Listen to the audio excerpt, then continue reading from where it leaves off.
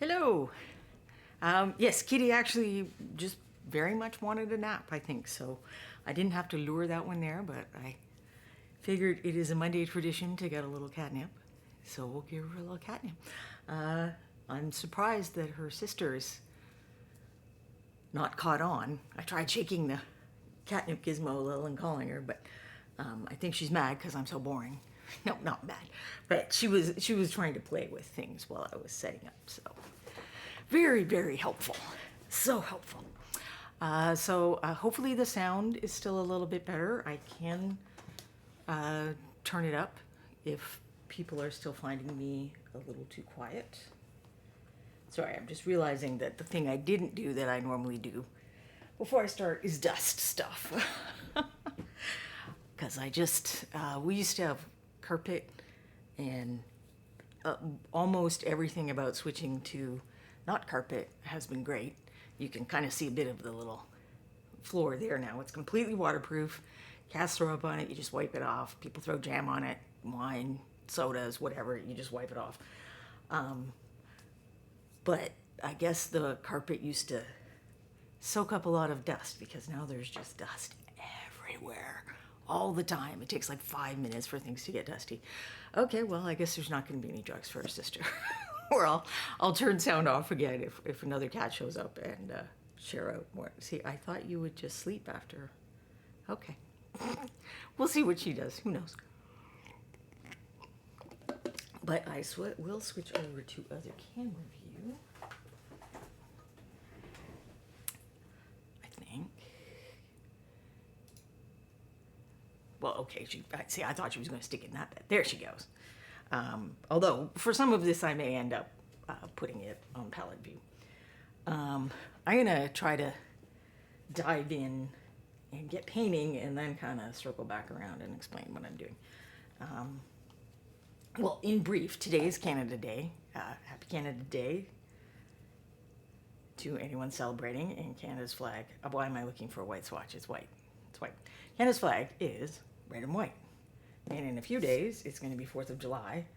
And the United States' flag adds blue to that combo. This, if I were doing, there is a page on my website that Quinny would be able to find, I think. It's like the only 15 to 25 paints you need. And if I were recommending for that set, I would probably pick the cyan blue. But I felt like this one looked a little more like the kind of blue you see on the flag, so I'm just going to put that one somewhere else.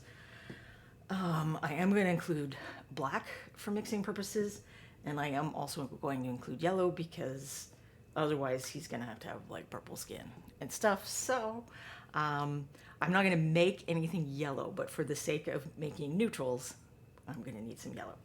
So got a limited color scheme going on. I'm going to paint this guy who just, I don't know, wizards seemed like characters that would maybe be interested in having brighter clothing, I guess is what I was thinking. So don't fall off. Now she's all, a little bit spaced out. I'm going to switch it over to this view just for a minute. So I'm just going to put some of these out on my palette to use, like to grab if I need for mixing stuff, but I will probably mix some things like out of the bottle too.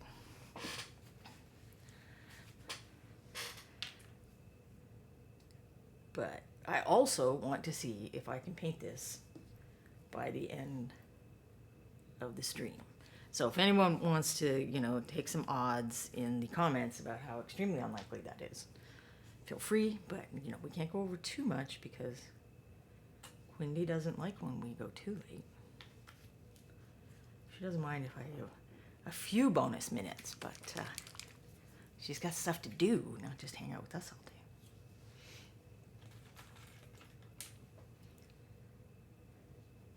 The red I picked is Brilliant Red, which I do find that the Bones Reds are a little more opaque, but still fairly intense in color. So I like him. Tiberius does get angry if you don't want to play with him, but only in a super specific manner where he gets angry with that too. I have led to prove it. He's younger, but Tavi is definitely still an energetic cat who wants to play. But then I feel bad for her because it's like the other cat can entertain herself. And Corbin's very picky about playing. But if I get something out to play with Tavi, the other two show up, and then often Chai will kind of hog the thing for a little while. So it's like, you're not helping, buddy. But we used to have this thing that was like, it was kind of like a piece of carpet, and then there was another piece, and that piece had some Velcro strips on it, and you could arrange it on top and make like little kitty caves and hide things in it. So I'm thinking about getting something like that. I'm trying to get some toys where, like, I don't mind, waving the thing on a string around, but it's like after a little while she gets bored with that, and I'm like, well, what else is there that I can operate so that it's random enough to satisfy you on that front, but isn't too random. It's like, oh my gosh, dude. Well, I mean, not that it'd be too random, but I'm trying to find a way to entertain her better. And if I can find a way to entertain her better where I don't necessarily have to be involved, I should send Zachariah a link to the toy I have found most successful in all my cats, and I bet that his little kitty would love it. Which is, I think it's like if you look for track, but I have the actual Cat Hit Senses brand. I noticed there was a lot of knockoffs. Actually, he does not have a lot of skin, so I'm not gonna use a bunch of the other stuff. I am gonna try to pull the cat hairs out of my paints. I'm gonna need a lot more red than that, and then just like a little bit of blue. So this is hopefully eventually going to be a skin color, crazily enough. And I'm one of the ways to be more efficient and paint a little more quickly is to paint from the darkest color up. So I'm just going to leave it at that for now. Paint a different one. Or I'll mix something a little more lively probably for the midtones, but I am not great at painting from the darkest up because I have trouble judging, is this the darkest this should be? Is it too dark? I don't know. But I figure I can course correct as we go. So I will do that. His face is not very big, so I don't know why. Got out the biggest brush because he's got a lot more beard than face. Hold on, I'm just trying to see if I can get a little more light on him for both me and you. But minimize light in my face, which is what seems to want to happen here a little bit. I love that these bars are so adjustable, but then that means you have to adjust them. So it's like it's a ball that's stuck in a track, so they can't get it out. But if you ping it to one side, it usually has enough momentum to go back to the other side, so it'll go back and forth. And Corbin, who was even, when we got him, he was a teenage cat who'd been living outside hunting, so he was very like, toys, how dull, I want creatures. And he liked that one. Our other two cats both liked that one. And then that one, I can't remember what happened, but it got really messy, so we got rid of it before we realized we would have more cats before too long. And then I was like, no, I think they need to have that one, especially while they're trapped here in my studio, and we're doing the socializing thing. And it has remained fairly popular. It helps, I found if I pick it up and take it to another room, then they get interested again. And I know that's a thing. Like, it's good to take away some of the toys and then bring them back, and they're like, oh, this thing, it's so cool. I forgot how cool it is. Just like us, I guess. Oops, he's got a little bubble. All right, so good enough for a starting point for his skin. my feeling was to do the inside of the cloak, well, maybe both sides of the cloak, as kind of like a dark gray. Everybody just loves a ping pong ball I toss around as well. Having stairs make things like ping pong balls slightly less viable, because then they just are not on the floor where you are, one way or another. A spinning butterfly thing.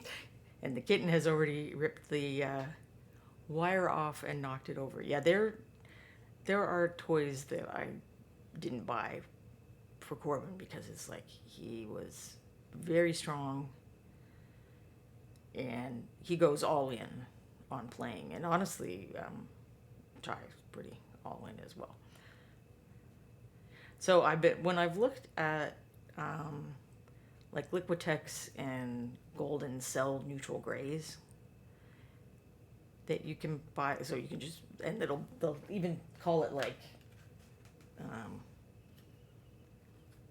gray number 5, I think is probably the one you can buy the most, but some companies have more than one. But when you look at the pigment ingredients, there's usually a little yellow in there, so I guess the black and white on their own might be just a little too cool to look like a true neutral. And I like the idea of making this just a little bit warmer of a gray.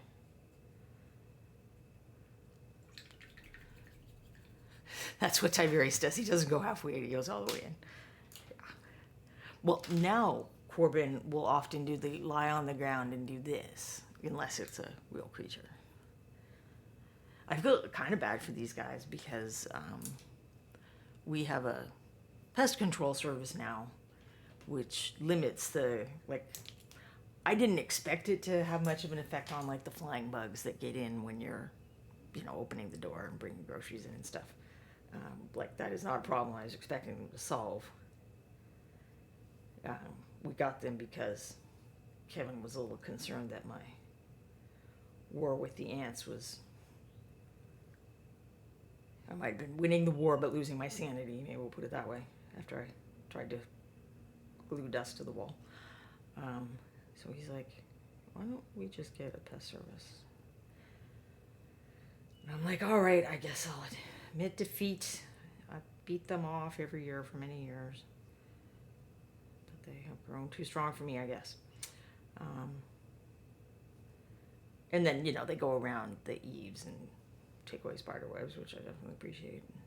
So it's supposed to help against spiders and some other stuff as well. But I didn't really think it would stop moths and whatever. There's these giant, they're very spindly kind of bugs, actually.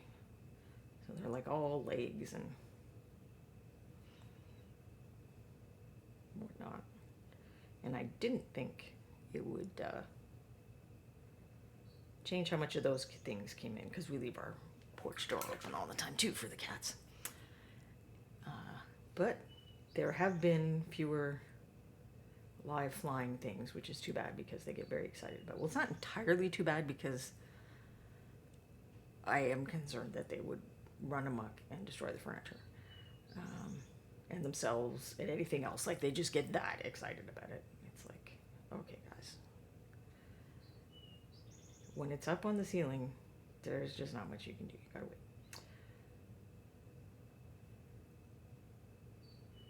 So they probably should be a little more entertained than they are at this time of year. But, oh well.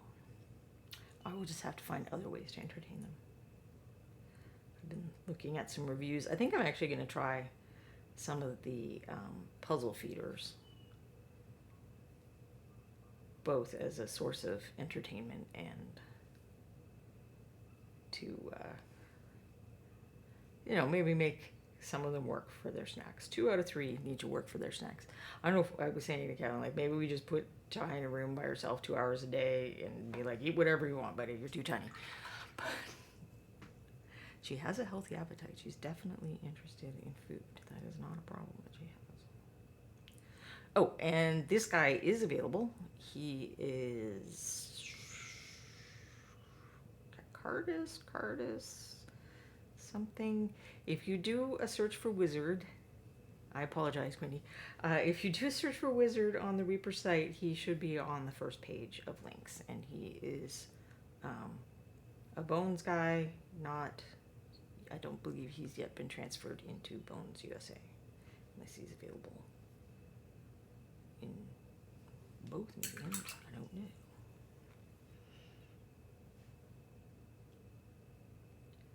So the fun part will be the white is going to be like his beard and his little tiny eyebrows up there, and I guess I'll just have to get a little brush.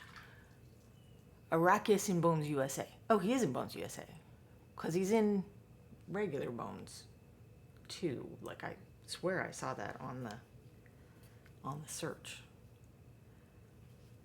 but perhaps I am wrong. And he's got some last name too. But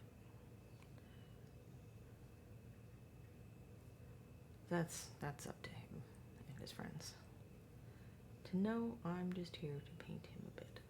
Just trying to figure out where cloak ends and robe begins is always a fun with these much berobed figures.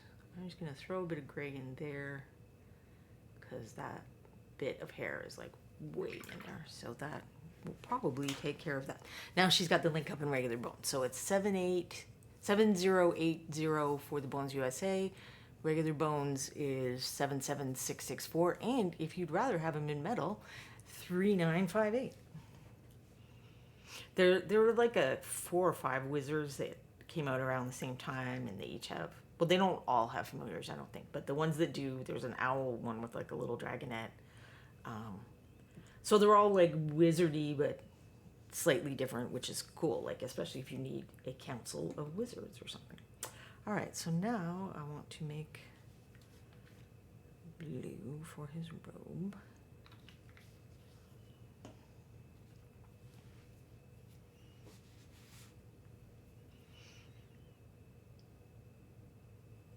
I do want a fairly dark blue.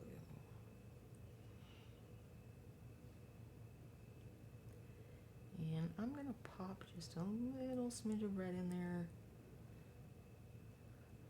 Purple looks pretty good in shadows. I'm not even sure if that's dark enough, but we will find out. Eventually, one way or another. And I think his hat will also be blue, but the same exact blue. Yeah, he's a color coordinating kind of guy. Let's do it. Now this, you can see, especially, let me thin it out a little. It's a pretty desaturated blue. And I'm doing that as the shadow. I will probably, do a slightly different mix that's a little more blue for the midtones.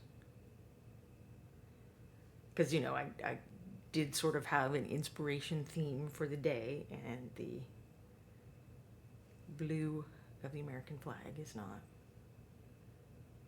a faded out blue. Yeah, it's not super bright or anything. And then these guys are always with the multiple layers. So do I make the sleeve the same color or a different color? And for the sake of, do I want to be expedient?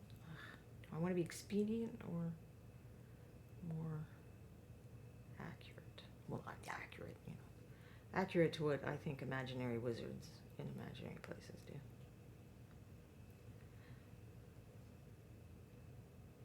What a good question.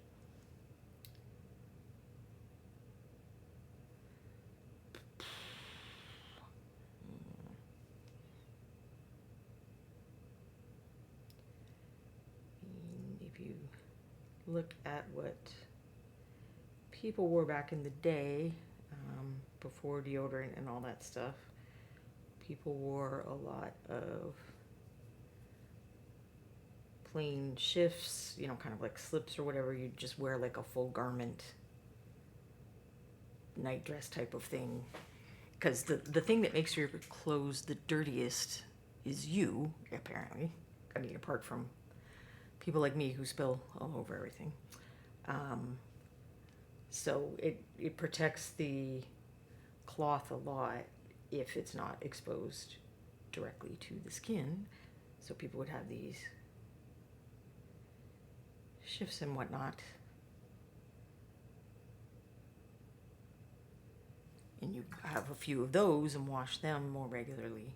And then you don't have to, because another thing that wears cloth out a lot is getting washed. So if you're nice, expensive overclothes don't have to be washed as often, that helps them stay good longer. Hey, retired 11B with a party of 10 raiders. Welcome to the Reaper channel. Today I'm painting a wizard named Ericus in red, white, and blue. So red and white is for Canada Day, that is today, and then the blue is added because the 4th of July is coming up for the United States. And I'm from Canada, but I live in the US. So. And I just kind of like to do holiday-related things on my stream now and then. I do not know why, but I mean, I always get a kick out of it when you're like playing a computer game. They do like special festivals at holiday seasons and stuff. That usually sucks me in.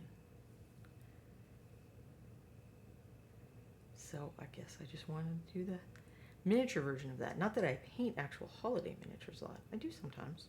Reaper has a lot of Christmas miniatures. They have a lot of miniatures for other holidays as well. There's Thanksgiving miniatures. There's some Easter ones. Yeah, I mean, you know, half the catalog is Halloween, really, because we all love Halloween. Oh, retired 11B also does events. So understands my weird urges. But, so that's the red and the blue on my palette. I kind of had to add some yellow or everything would be purple. And then also black is gonna help with mixing as well.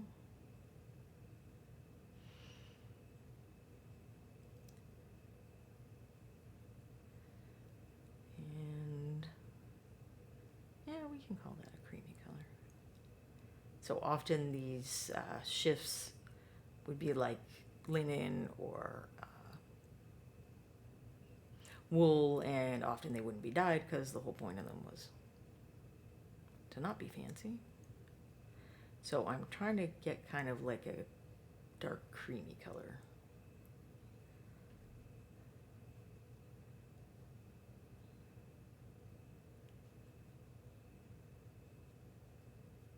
And not something as gray as that. But then I keep making it less dark.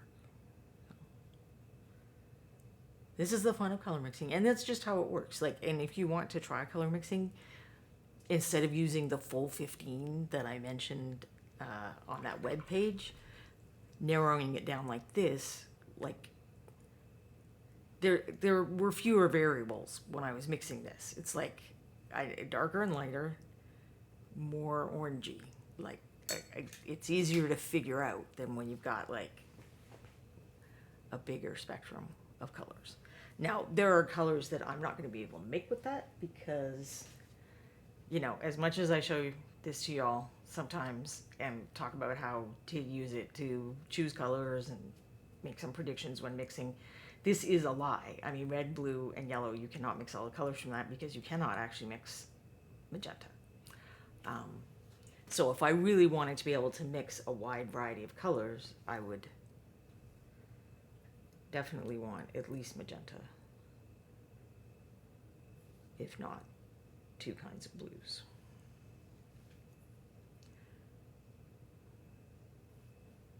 But today my colors are chosen by flags. So flags plus yellow. Yellow is the sunlight in the sky where the flags are waving. Okay, we don't have any of that today, but I'm sure that somewhere in Canada and the United States are places that are sunny today. So we don't really have any big 4th of July plans. They must be doing fireworks somewhere. I'm not entirely sure where. Lots of times our neighbors do. The fire department has asked that people not, because it's drier than usual here, which isn't dry like how most people would think of dry, but it's drier than usual. It is possible to have fires start.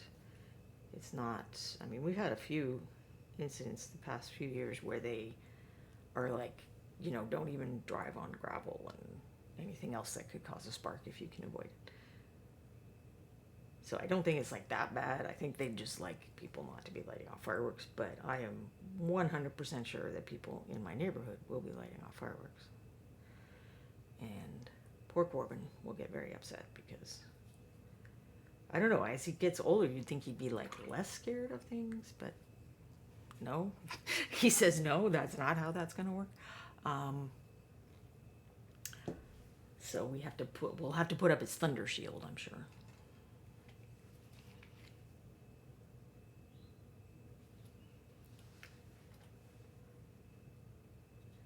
So I do want a fairly bright red, but since I'm starting with the shadow, we're going to have to make it less bright. And just like I use a little bit of red in the blue, I think I'm going to use a little bit of blue in the red. Often when you mix colors together, it gets darker just from doing that. But I think I want it darker than that. I find most dark reds are kind of like just a touch of purple. Like even if I just did this straight up, I probably don't need to put the blue in even. Let's just get a little section over here that's got some black. Where are one of my pieces of paper? So it kind of goes purpley, just adding red and black. And this is what I've mixed, but it keeps a little more of the red. But I do want it darker than that.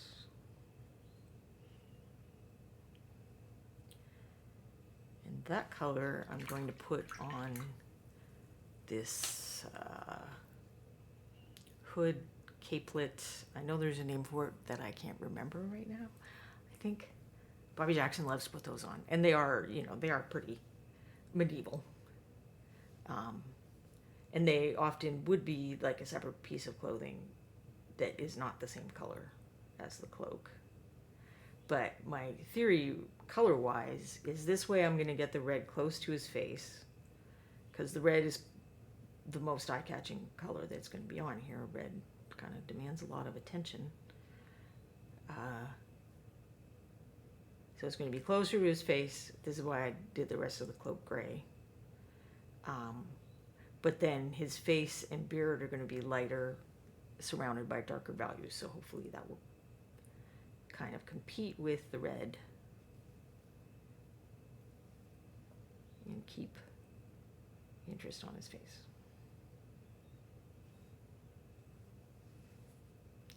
That is my theory. As we all know, sometimes I'm better at theory than doing.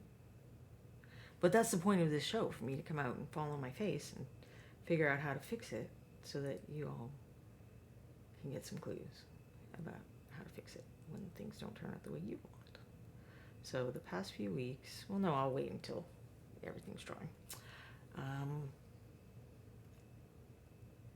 But I don't, Quindy, do you know if I still have class slots in my Reapercon class? I forgot to look at that part. I'm not the greatest at painting everything and then painting. Like normally I would paint the inside of the cloak and then that, like, paint from the inside out. So putting putting color on all the things before you start is more efficient and something that I am bad at. It's also helpful from like a color scheme point of view because you can get an idea of if something like really doesn't work with something else. Although these are all shadow versions of those colors, so it's not necessarily going to be as informative. Hi! Hold on, let's go to cat view. Yeah, do you want your little treat now? Come over here. Come here.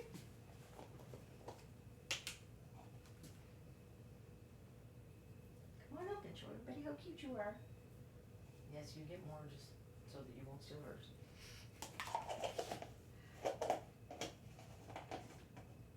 What? It's right there. It's right there. All right. You want to climb on her? I know you. Hey, green users. They were, so most days they're either, I mean, they're not like codependent. They wander off, they do their own thing. But when they do hang out together, they're usually, you know, they sleep together and they give each other little baths and stuff. But every now and then they have kind of a, you know, the downside of Sister's Day, I guess. And they like bap each other a bit. Fight over who washes who. They had a day like that a couple days ago. You know, I was happy because the next day they seemed to have made up and gone back to the happier side of siblingness. All right. There's like, oh, well, you guys can't see what I'm doing at all because you're watching cats be adorable. I don't know. I should probably just let the adorable cat station continue for a while, right? There's a little place under his beard where I just cannot get the paint in. I think, no, did I finally succeed? Even my hooky brush isn't solving this problem. Why? Okay, I finally succeeded. I'm not sure you would have been able to see it on the camera anyway, so you're not missing a lot. And then I had actually said that see, I don't, do you look happy, Chai? I'm not sure you look 100% happy. You're like, I was enjoying my space and now you're here.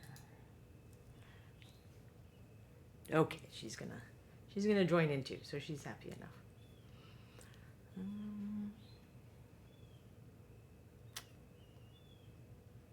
I'll go ahead and just use that for the beard. Maybe I will. We can like customize it later.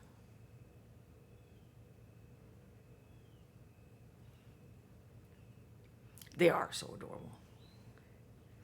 They just are. I mean, I almost canceled the show today because I sat down to eat my lunch and I was just finishing up watching like a rerun of a sitcom, and then Chai jumped up and she was all like snuggling and I'm like, well, now I can't move. Kitty's here. Kitty wants to sleep. I'll just have to stay here.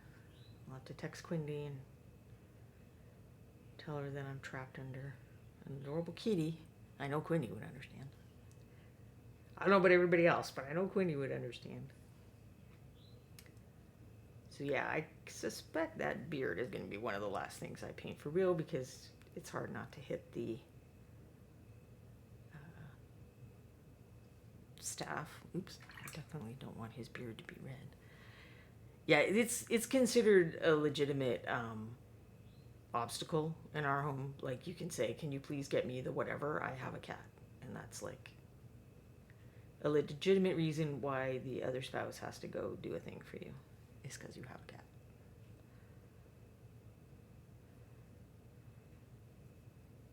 It's like, nope, I'm meeting cat needs. Could you please address this?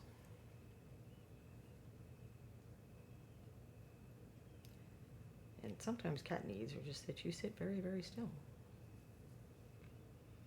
Chai especially likes it if I sit more still. Taffy's a little more tolerant. Apparently I somehow got absolutely no paint on his nose, which just seems weird. Let's get a little on there.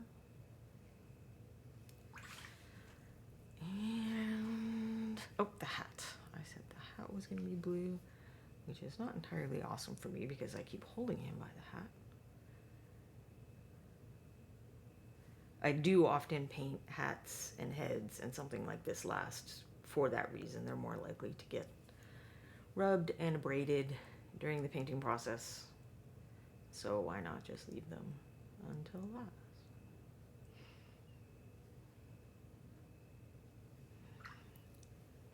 I need to actually even just put like a little bit of black down there so there's no horrible white showing. Because as soon as I try to take a picture, it would be like, we're going to see all the places where I did not notice that there wasn't paint in the crevices. Except, do I have my photo studio set up that I said I was going to do last week? No. Did I prep the thing that I originally said I was going to paint this week? No. But it was not very fitting to the holiday. So I will have to work on that for next time. And also because I have to work on that. But I'm going to try to get myself together. And try some woo-woo self-help stuff even. Been studying up on kind of brain retraining for chronic pain. Apparently it does not work as well for fatigue, or it's not as cut and dried, maybe. But I think I'm gonna give it a shot anyway, because I think science has done about as much as science is gonna do.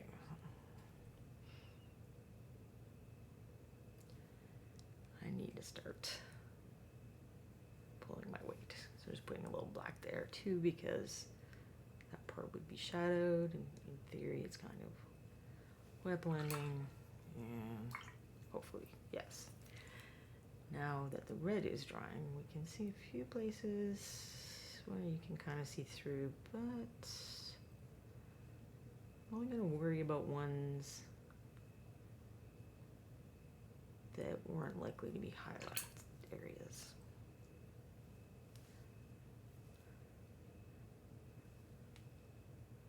I do kind of feel like I should have made that gray darker, but we can sort of fix that later, I think. But now, so I've made kind of a creamy and kind of an orangey brown, and now I want kind of a yellowy brown. Oh, look, they're going to town on each other.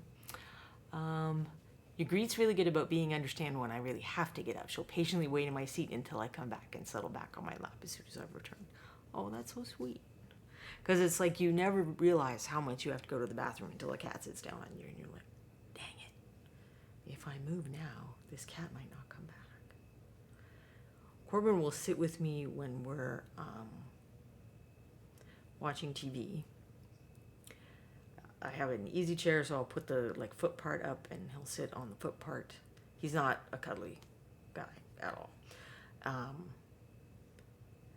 But then the moment Kevin moves, he jumps up and runs to the kitchen. Like, the chance of snacks is more important than literally anything else that could possibly happen in his life.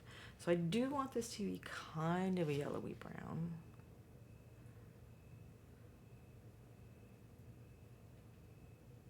But unfortunately, when you mix yellow and black together, you get green. I have to offset that a little bit.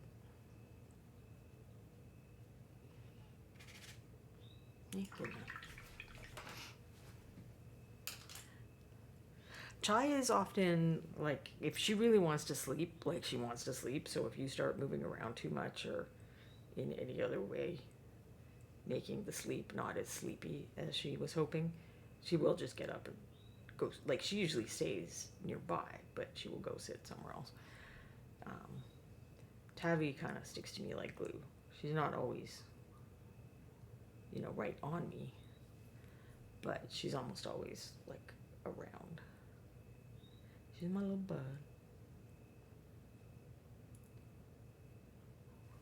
So sometimes she'll cuddle, sometimes she'll go sit on the foot thing like Corbin. to make space for setting my photo area back up, I moved the bed that they're in. Doesn't normally stay there because, as you can see, they're about 3 inches off there already. So I don't trust them not to knock the bed off when I'm not watching them. So I put it on the desk next to me as its new spot. So it was where my photo desk was. Well, okay, my photo desk is the desk next to me right now. When I'm doing computer things, there's a different desk that's right next to me, and I put it on that, which technically means I don't have an art desk anymore, but I will just use this one instead. Or something else. Now I have a cat desk. I'm actually thinking I should just like take the desk out completely and put in a kitty condo or something. This brown may be like a little too yellow, but I think it means we don't give him gold for the trim on this. And I imagine the gem will have to be, bright red, which is sort of distracting, but, well, what else could I make? I guess it could be blue gem, but he's very blue at the moment. I will assume whichever one we do, we're going to do silver. Just throw some of this on. It helps a lot. So for people who came in a little later, this figure comes in metal, Bones USA, which is more similar to a resin, and then Classic Bones, which is a soft plastic, and I have a Classic Bones guy, which is one reason he's not primed. I would prime the other two materials, but I find that a coat of unthinned paint works as well. And by I find, I mean I did tests where I threw stuff in the dryer and had them all knocked together and see who got the most nicks and stuff. And the primer was no better than this. I know some people like primer for a particular color, but if I want to start with a particular color, I just get that color in paint. So I will often paint these gray. I like to paint on gray primer. One of those split the difference people, I guess.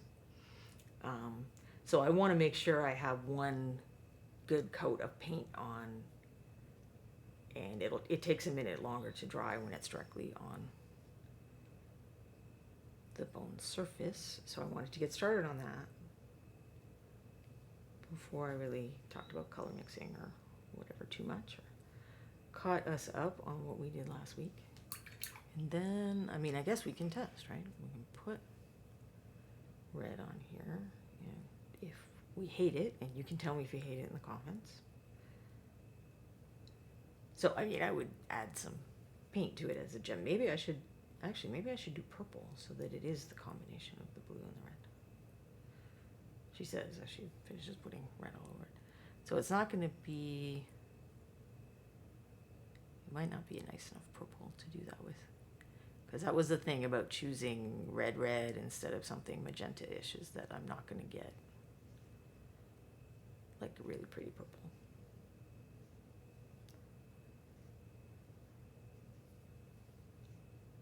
But it's not too terrible. We'll live with it.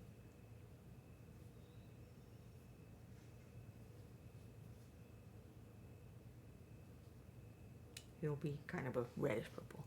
Red, wine purple. I don't know, whatever we want to call it. So there's definitely still some shininess on there, and the fact that I didn't paint his thingy-me.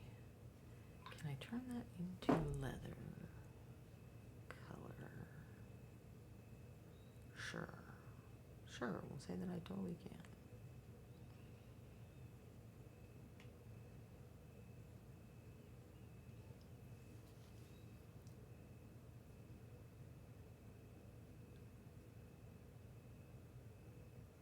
It just looked really like, why is there all this white? It's too distracting.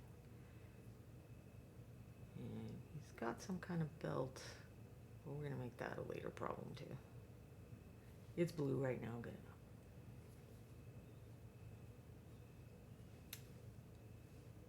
But do I want to totally get rid of the white? Hey, Sans Hobo 72. how are things going in Germany?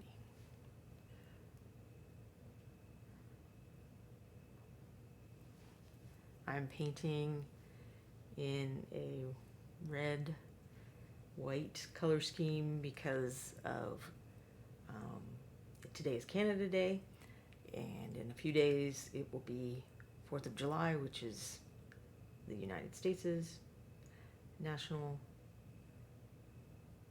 holiday, anniversary kind of day. Canada Day is the same thing for anyone who wasn't sure. So I thought I would do a red, white, and blue color scheme plus black and yellow for mixing, because otherwise I would not have these browns or skin tones or anything like that. Everything would be red, blue, or purpley. And he's got a little frog, but I am going to leave the little frog until later. And don't worry, we can get a green for that frog. Maybe I will do that right now, just so you can see my secret green. I mean, I have yellow and blue, but I don't think that's going to make the kind of green I want for the frog. We will test it.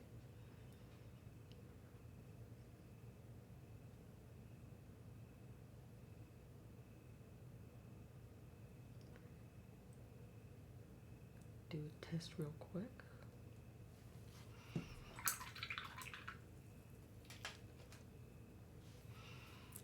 Alright, so when mixing yellow and blue, yellow is always much weaker than blue, so you usually want to start with your yellow and then do just the... Sometimes if I'm afraid my little tip is too much, I do that. So this is a great vibrant green, which would very much draw attention here. Now, the froggy's on the back, so that's not entirely a bad thing. Maybe that's a way to go. But an alternate way to get green that will give you more of like a khaki type green usually is black.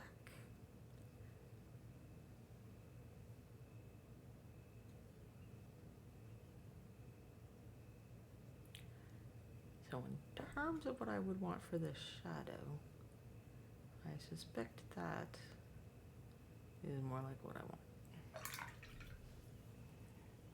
That might even be too light. I don't know. But we can, yeah, that is pretty light. We can give the little guy some special treatment at the end, maybe.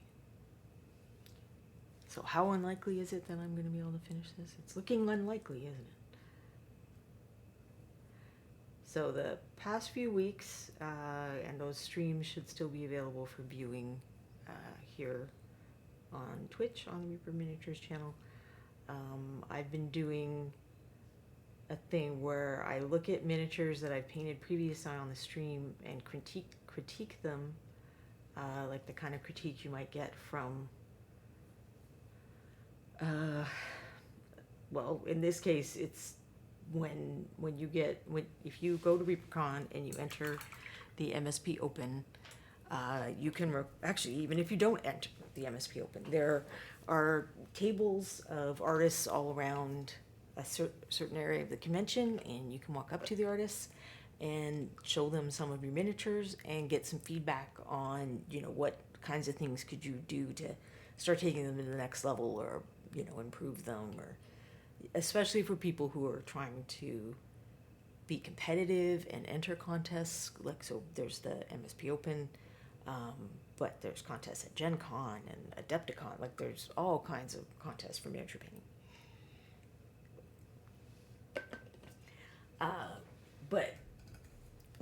So the past few weeks I've been doing stuff like that. So I had this figure that was, the color scheme was a little subdued, and I tried to brighten it up a little, because if you had him standing next to, something like that on a shelf or a table in a miniature contest, this guy's not going to stand out very much.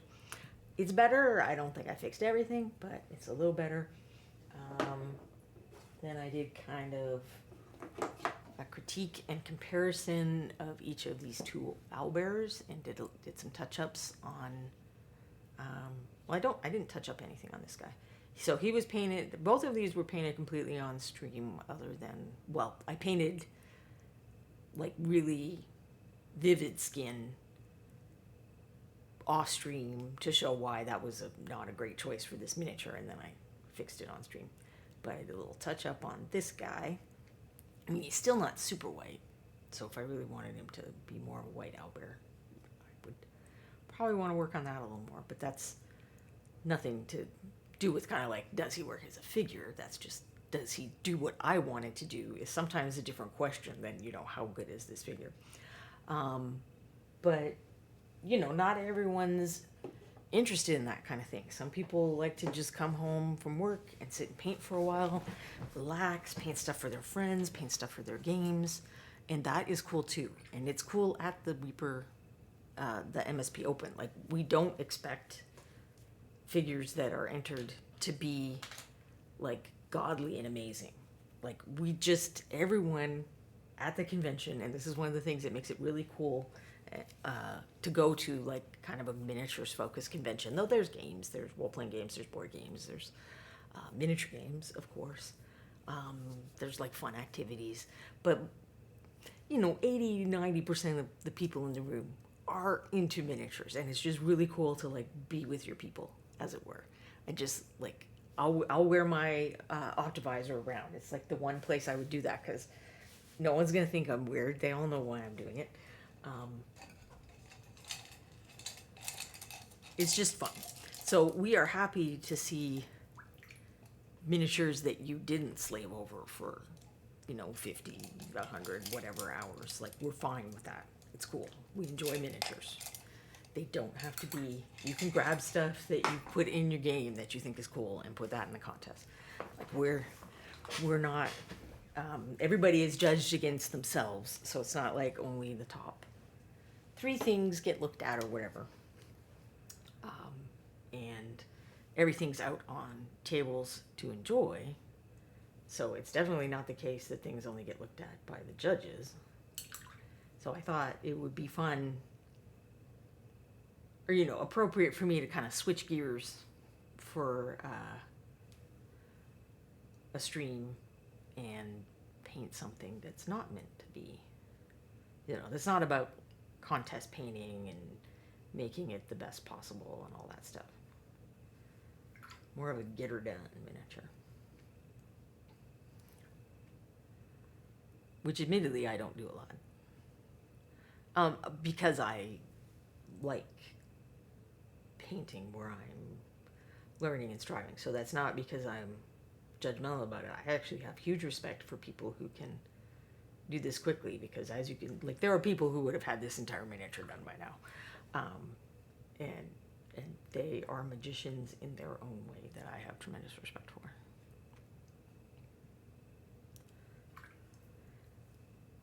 Just trying to decide. I think I'm just going to have to consider the underside of the hat to be what it is. Work a little. I'm not going to go nuts with the eyes. I mean, they're under a hat, and at distance, I actually agree with the argument that why are we painting eyes with as much detail as we are? Because if you were seeing someone from this distance, you would not see their eyes. That is not an incorrect argument, in my opinion. But I'm not saying I mind that we do the eyes, and I do try sometime, but this is not a situation where I think going nuts on that is going to be entertaining for you or successful for me. Maybe I'll just try a little bit. Do the classic looking to one side. My favorite cheat.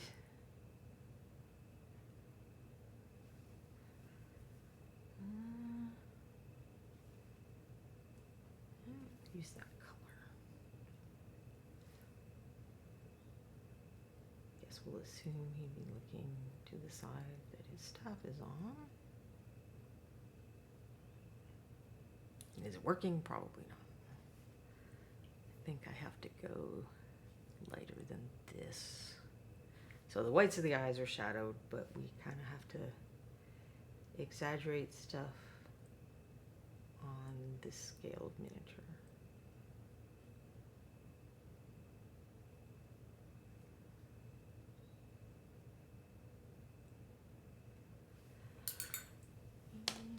get a teeny tiny brush.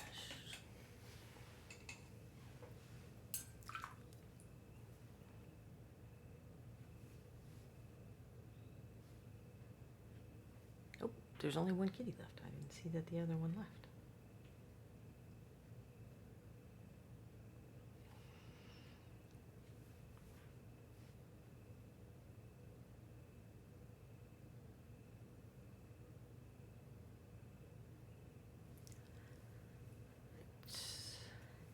And I don't want to use pure black for eyeliner. He doesn't strike me as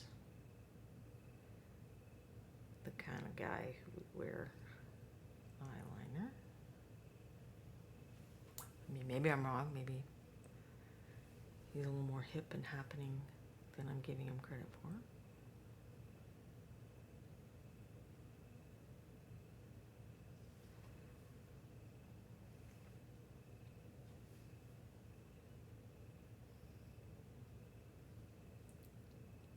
Is there still not enough paint on his nose?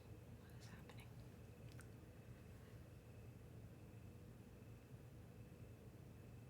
Why don't you want me to paint your nose, buddy?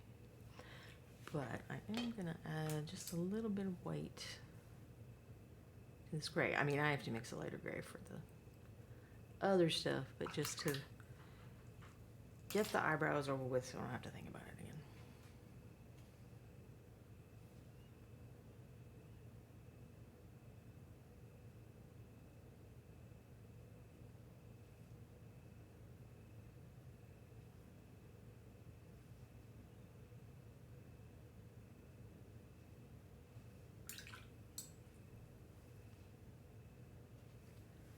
He's got a bit of a crazy eye going on over here, which is why I was leery of messing with the eyes, because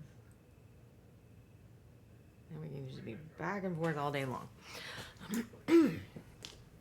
I do often, you know, when it counts, I do usually paint the eyes first because, I mean, I don't think I've ever had to do it, but if I messed up enough that you know, I was starting to lose the detail, I've come close, then I could just strip it and I wouldn't be losing a whole bunch of other work.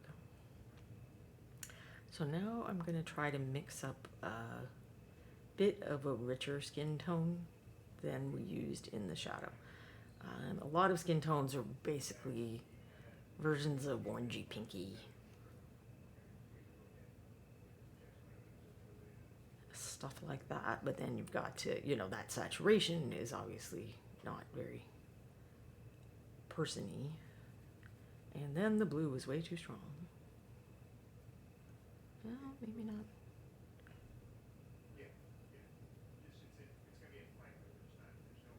So then it's still too dark.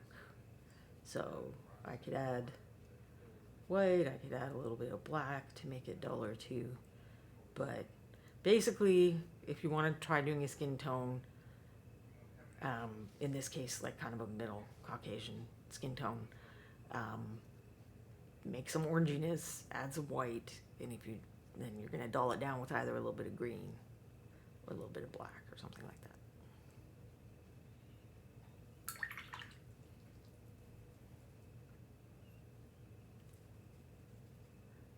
I think I did on another show, I like using these kinds of colors to start with for skin. You get there a little quicker. You know, that's like already the basis of a nice dark skin, and that, with a little bit of that, is already the basis of a mid-tone.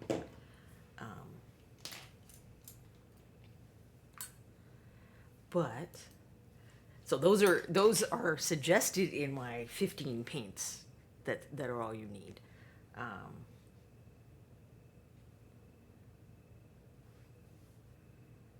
But I'm painting from a more limited color scheme than that today.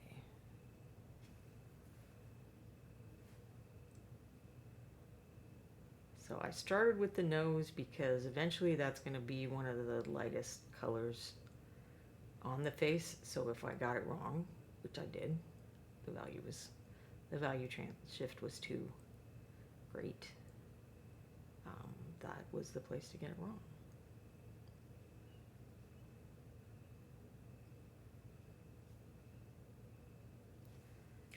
He's still got kind of a googly eye thing, doesn't he? Well, let's see. There, that helped.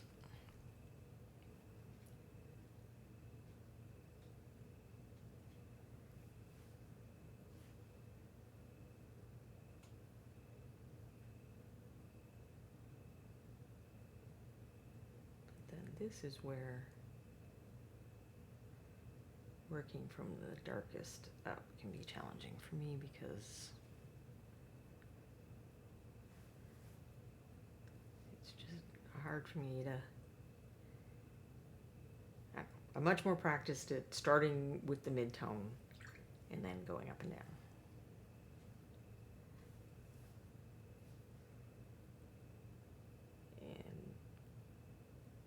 And using that to kind of judge, are my shadow values and light values where I want them to be and stuff.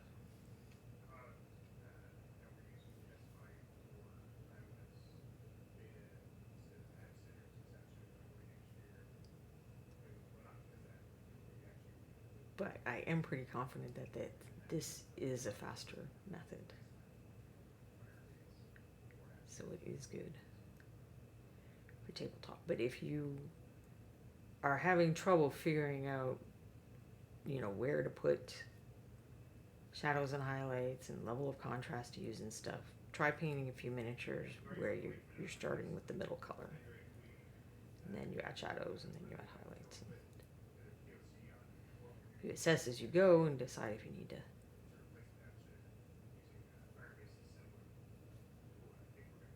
fiddle it a bit.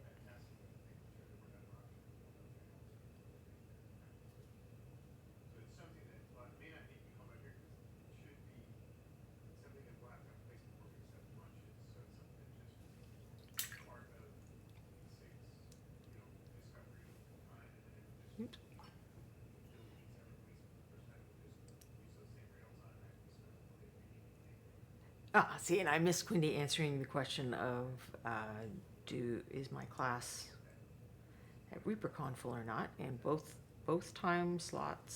So one is Thursday afternoon and one is Saturday afternoon.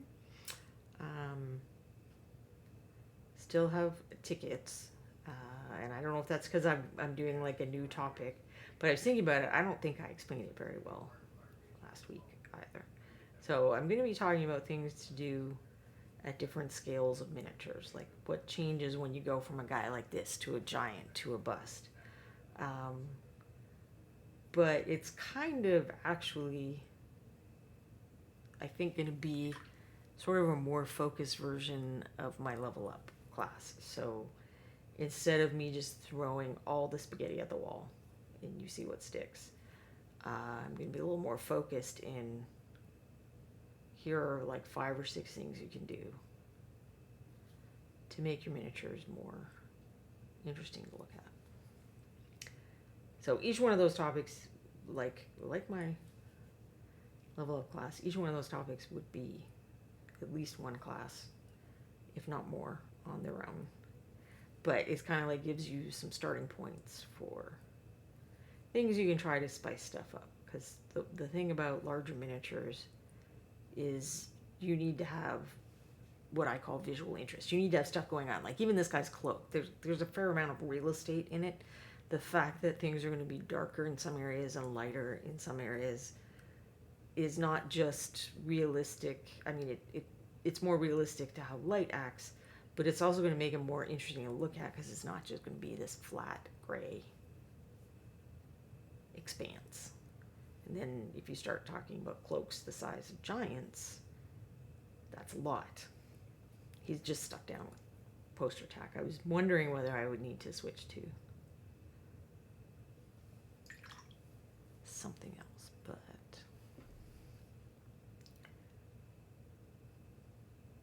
we'll try it a while longer and hope. So I feel like that skin tone is a little desaturated in this context. So as I go lighter in color, I'm also going to add a little more red. a little more of a rosier skin tone. Quinny says the Saturday one is nearly full. The Thursday one has more slots available. Yeah, I mean, I know Thursday is probably not everybody's favorite day for classes to occur. But because I'm involved in the judging of the contest I was talking about earlier, I know there are days when I'm going to be pretty busy. And I try not to have too much class stuff competing with that. Competing with me, you know, like wearing me out and making my voice tired and whatnot. I want to give my best to both activities.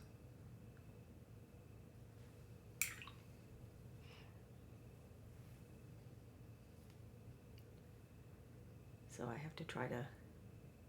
Normally I don't even do stuff on Saturday. Yeah, that just looks a lot... He was looking a little like... Are you maybe a necromancer or something, dude? You need that bit extra red, I think.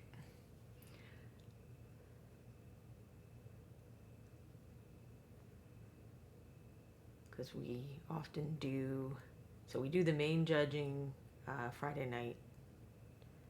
But people who come in the con and they're only there on Saturday can enter their things before noon.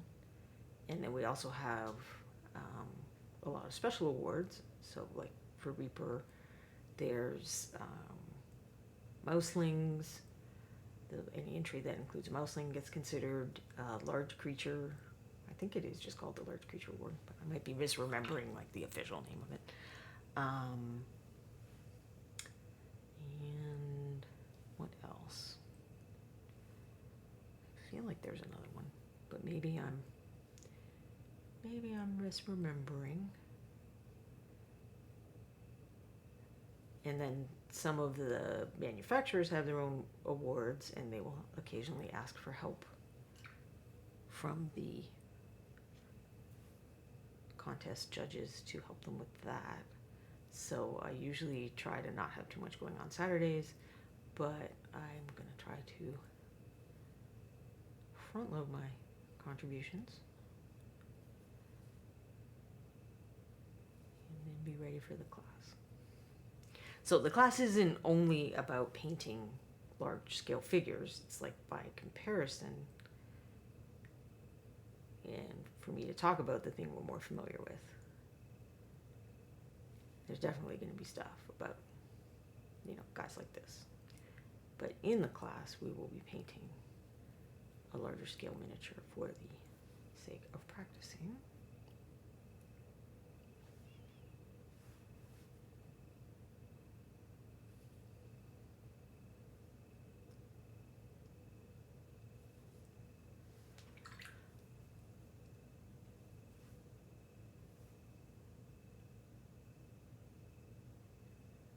Making his poor little nose too bright now.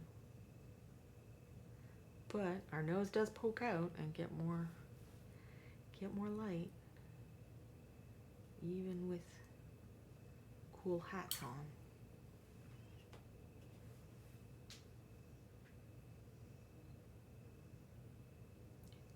I am gonna shadow his upper lip a little more. Let's see. Oh, Valender's here and has subscribed for 4 years and 8 months. Wow, thank you, Valender. Has this channel really been on that long even? Ugh. The passage of time to me is either, you know, that was like a few weeks / months ago, or I don't know, yesterday. I don't keep track of time very well. I usually know what time of day it is. I'm pretty good about that. But I'm not great at knowing the days that have passed since something happened. I mean, I guess it makes sense. If I think about a calendar, it makes sense that yes, this channel is more than old enough for Valentine to have been doing that, but it's still weird to me.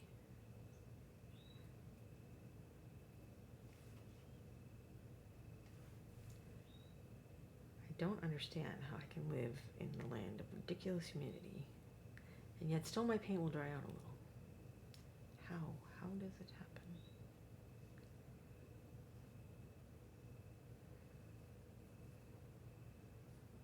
In fact, let me show you something. Those of a sensitive nature may wish to turn away. No, it's not that bad. I mean, it's not great, but it's not bad. So I've been doing this gouache class, and I've got a container that you can keep it in. It's kind of like a wet palette, but there's no palette part, so it's just little slots, and then it completely seals so that the paint will stay kind of like it is out of the tube. And if you open it now and then and spritz it, it should stay fine.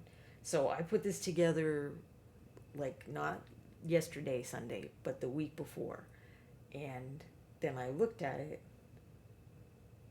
and one of them is already moldy. So this is a thing I know can happen, but like in a week, I have not heard of it happening in a week. Now this particular paint, this company does mix honey into their paints because it's a humectant. So they mix it in their gouache and watercolor. I've had their watercolor. I never had a problem with it before. But so I had to scoop out all that paint, which is about $7 or $8 worth of paint in there, and just throw it away. And I cleaned out the whole section with alcohol. And I went and bought the other company's paint because I'm like, okay, I guess you can only use that one like live and in person or something, because that's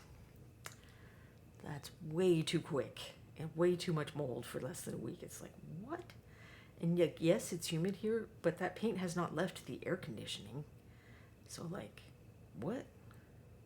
Okay, I think I did not want nearly as much red as that. I wanted mostly yellow. So I'm going to mix more white in, but white dulls things down.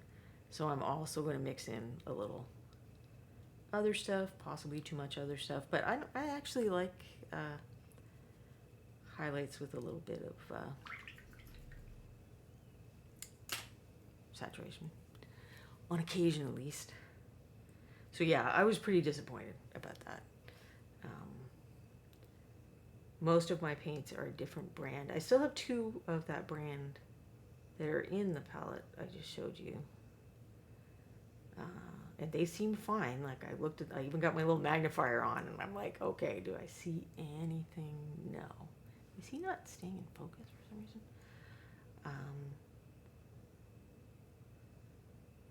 So I did not replace those, but I thought about it. Because it was super fun to do, and I do plan on filling that whole thing. The class I'm taking, I just put out the paints that the teacher recommended and uses, so I didn't want to distract myself with additional colors, but I already had additional colors, so I went through and I thought about how I would set the palette up after I'm done the class, so that's why they're kind of in weird places, because it's like they're going to be other blues and reds and stuff. They just aren't there right now. So it will become more of a pain if I have to do that when there's like a lot of paint on there.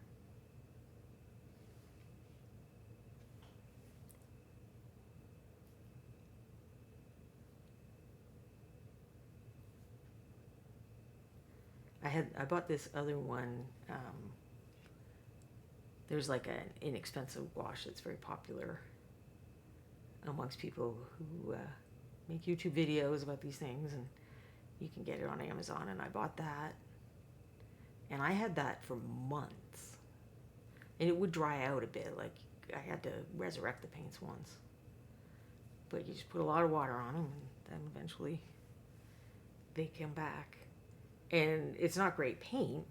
I don't have that one anymore, but it never did that. Like months and months and months I had that.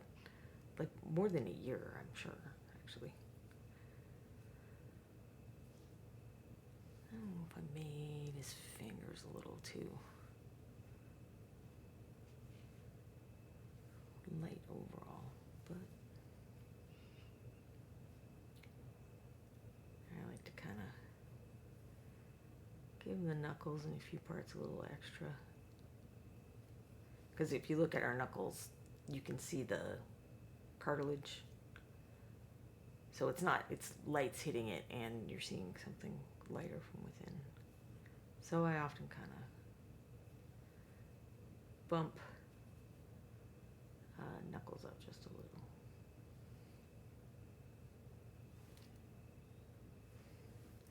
I think we're giving him a little too much of a witch nose with the side shadowing. Give him a bit of a bridge of his nose instead of just unibrow. I really think he's a unibrow guy. But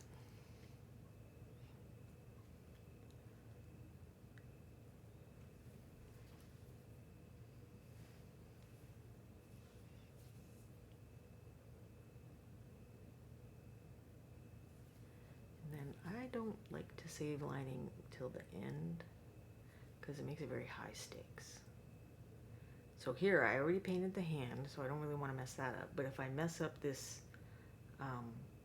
cuff or whatever it is, this is not a tragedy. And did I mess up the hand a little bit? Maybe a little.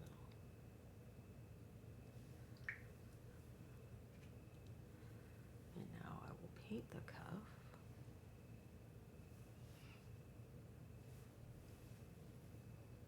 I do usually do what I'm doing here and slightly customize the lining to the area. So neither of these areas is dark. So I wouldn't use like straight up black. Probably. Whereas black is going to be fine where we've got the dark blue or the dark red.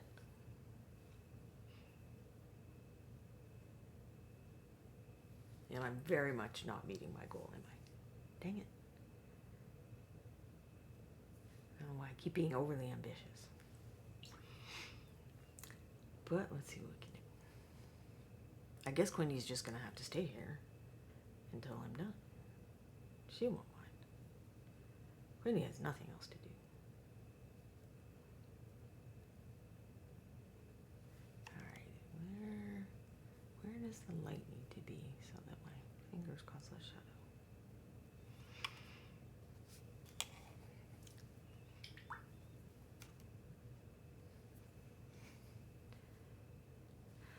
Alright, so we'll do this very quick. It would just be a simple garment.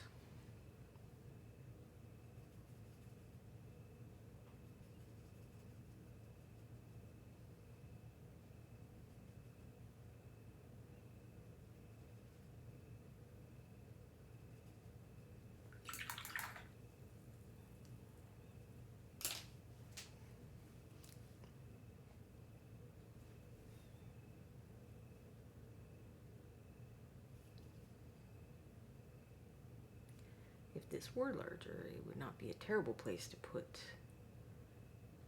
some texture.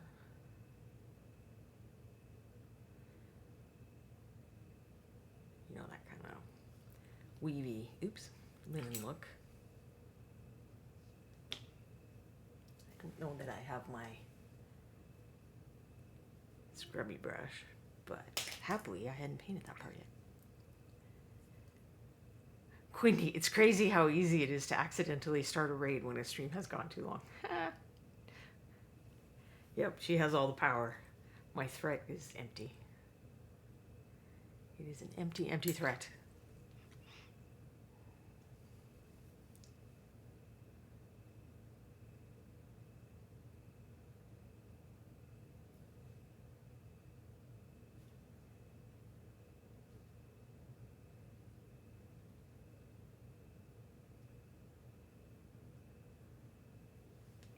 Oops, and then I went over that line that I just made.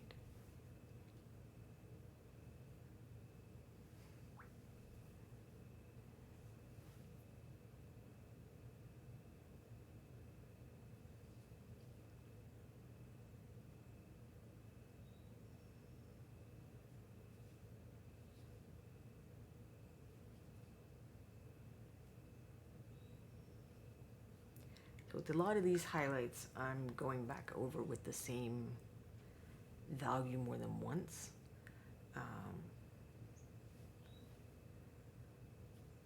Because sometimes you need to do that to build up the intensity of paint. So it's not always that you need a different value. Sometimes you just need to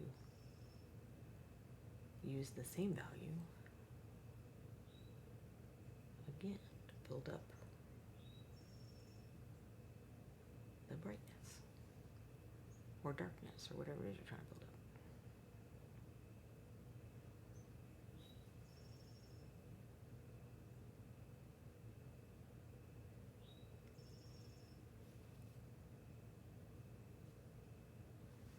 And I feel like this article of clothing is not really, the story of this miniature, so I'm not going to go up to pure white, even though it would make sense to do that.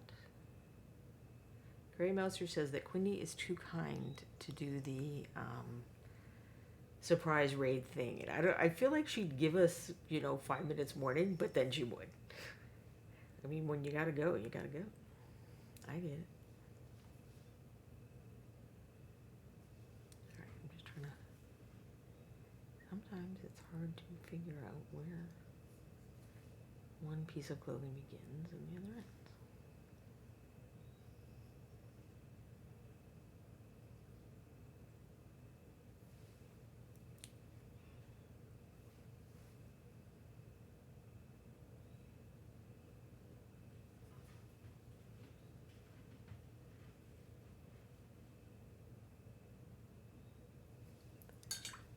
Quindy, oh, I totally would. I'd throw in an oopsies at least. Yeah, see, she'd make us feel like she was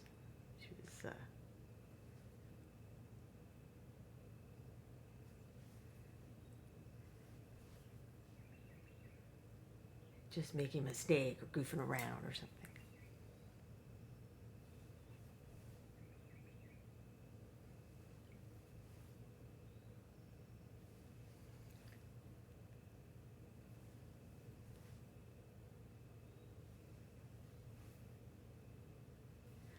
I don't want to steal Anne's thing of doing like miniatures in a series, but I think I'm just going to have to admit that it takes me multiple streams to paint miniatures, and that you will see some guys recurring. I do still want to paint the mermaid as well.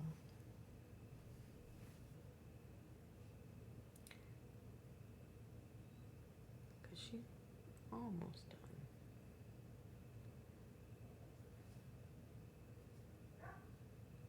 These are base. And the tails of her little butts, which I found out yesterday. If you do not watch Frank on YouTube, you totally should. He does these like animal facts shows, but in a very, very hilarious way. And he just posted one about eels, as it happens, and he mentioned that they're almost blind, which I did not realize. So those eels that the evil mermaid has are almost blind, which is interesting. There's a fish they kind of have an arrangement with to, like, they go hunting together, and the fish will point out things that he can't squeeze in and grab. He does this little vibration dance to show the ray eels where to go. All right. I think the cloak makes the most sense to go next. So I had this color that was like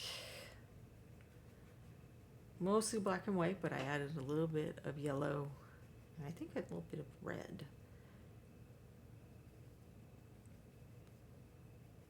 Just because I see the paint store guys do it, so there must be a reason Golden and Liquitex are doing it, so I did it too. I'm just a follower, I guess. But now I need a bigger brush.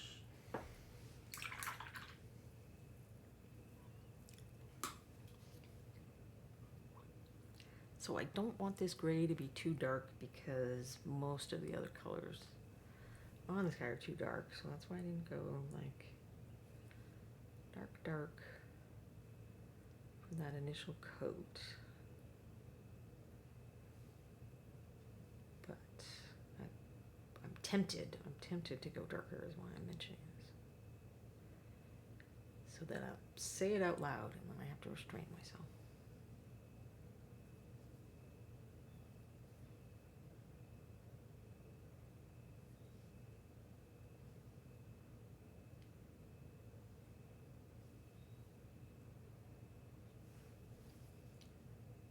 And there are a few parts kind of on this inside bit of the cloak where maybe that will be true.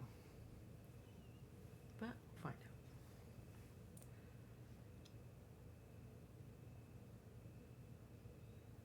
out. So I don't ever want to totally lose my whole pile. Not just for touch-ups like these, but if I needed more and I have that pile, it's a lot easier to match against the wet paint than the dry paint. That is one of the lessons from this class that I'm taking. Because there's some drying shift with acrylics, but there is a lot of drying shift with gouache.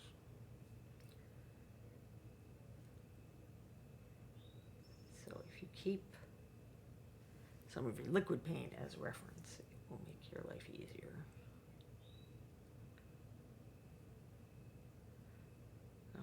I believe when Anne matches to paint colors, she prefers to have a liquid sample. And I have brought, because I have an insane collection of paints, I brought back old special edition colors for them to make new bottles of, because I still have them wet. Spitfire Miniatures is asking for some advice. I'm painting a sword with some etched lettering, and boy is it difficult. Is there a cheat method to doing this? Often, so let's pretend this is like the etching. So if it's sculpted nicely, the etching will be either more depressed or more raised than other things. So if you use the side of your brush, so instead of like doing a general dry brush thing, I'm going to take a color that is going to be noticeably different. So you want to put your darker color or whatever you want your crevice color to be in the crevices, and then you're going to use the side of the brush and pull perpendicular to your texture if you can. So you're trying not to get the brush tip in there. And see how my brush was kind of the bristles were splaying. That makes that more dangerous. So I want to try to keep, a brush that I have a nice compact head on that doesn't have bristles sticking out the side or whatever. And if I notice that, how I've disturbed those bristles now, I'm just going to turn to the other side of the brush for now. But at some point, I would come back and, rinse it and get a new load of paint that's going to help keep the bristles in. It works well for hair, too.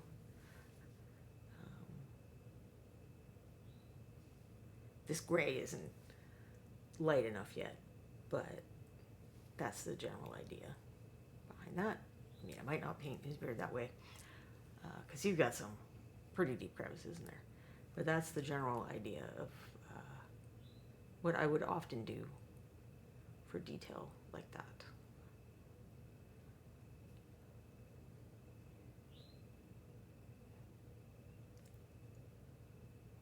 Is the tip of the brush is not always the best answer, I guess.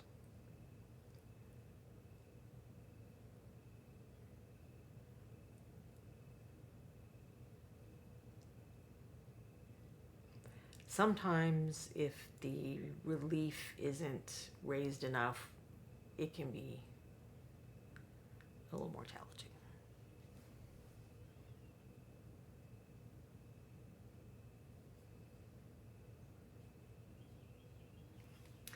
All right, let's get to the next lightest color. So did that help Spitfire?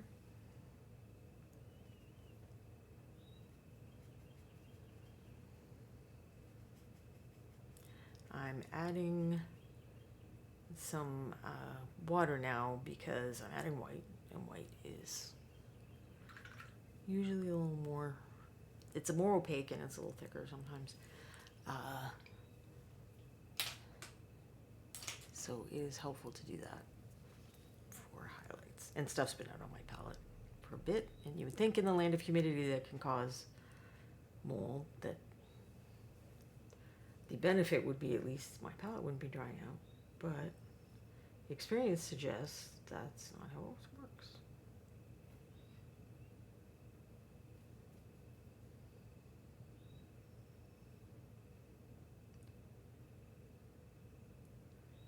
I had thought about doing this with texture, and then I forgot that I thought about that. So maybe we'll do the blue thing with texture.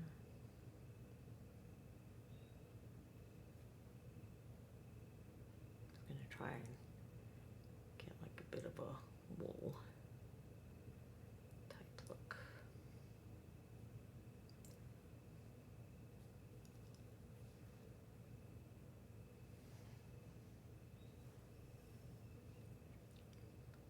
Pendrake is asking if the lettering is recessed like the sword of Harstov.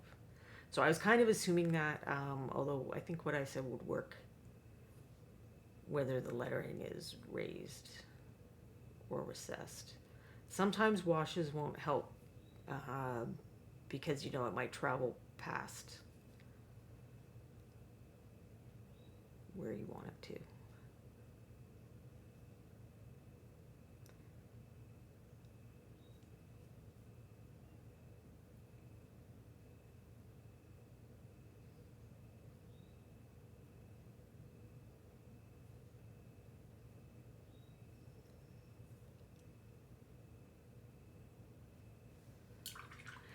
Spitfire, yes, it's recessed. It's the black sword for the Emperor's champion. It's like an engraving. So that is what I would try, I think.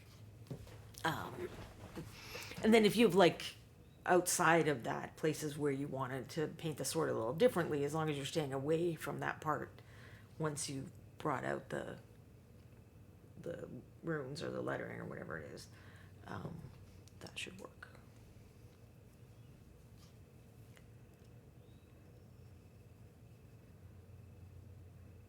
I'm gonna actually mix just a little bit of this in,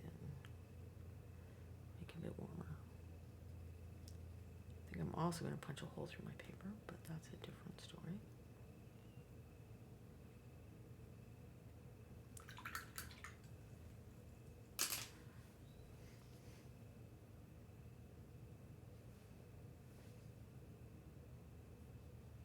But yeah, so usually people call that side brushing, and it gives you more control than you have scrubbing around with a dry brush for stuff like that.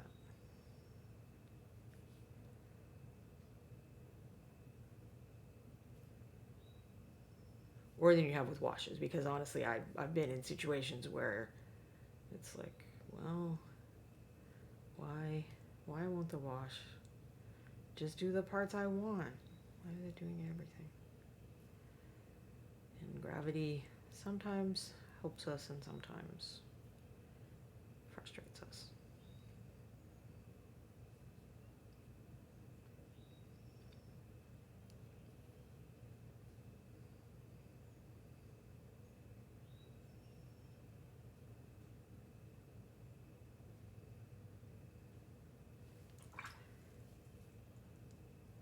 So there are a few places where I would like to work that in if I could.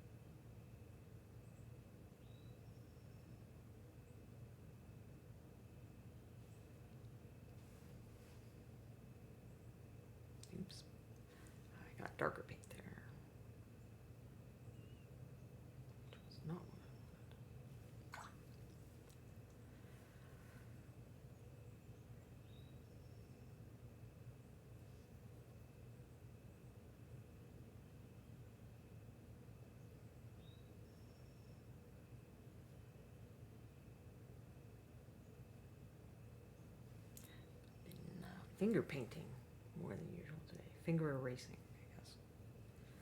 Finger erasing more than usual. That particular area is wet, and I need to just admit that and move on with my life.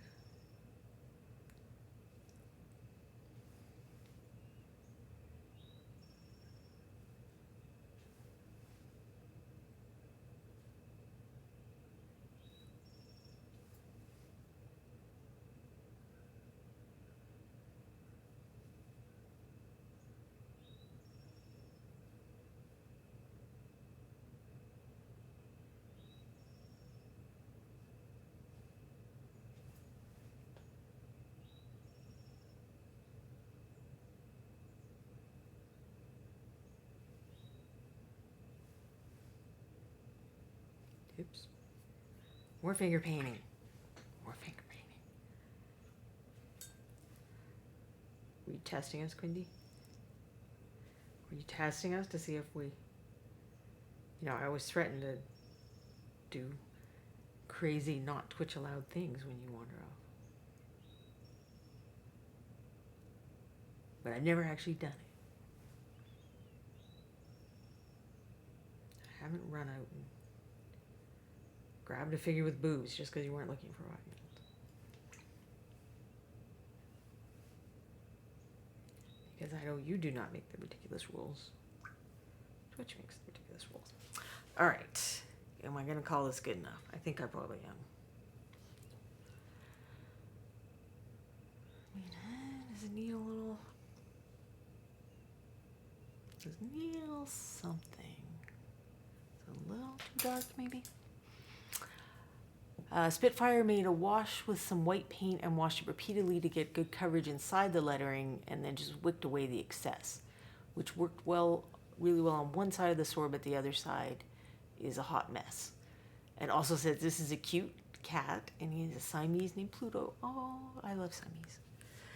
This one has a sister that looks almost the same. In fact, I'm not even... No, that is still Chai Chai. Hi, Chai. Right?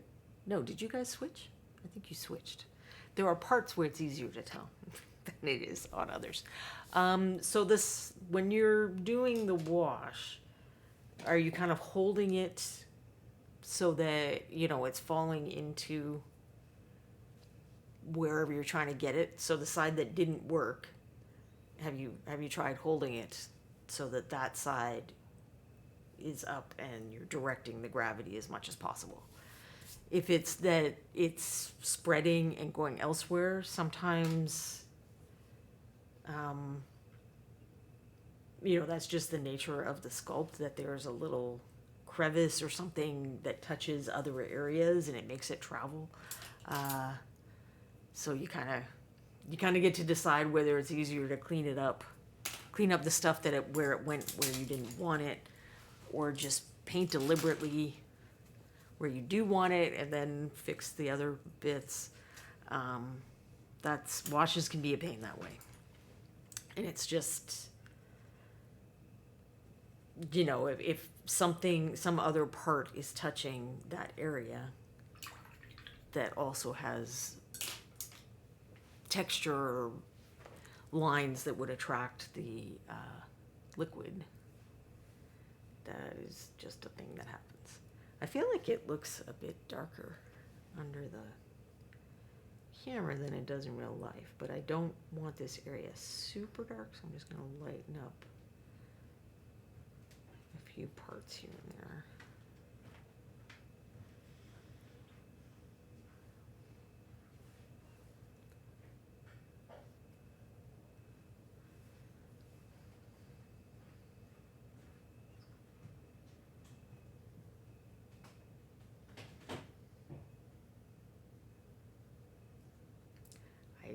Took out like a couple of mold lines, but I didn't really go nuts on that.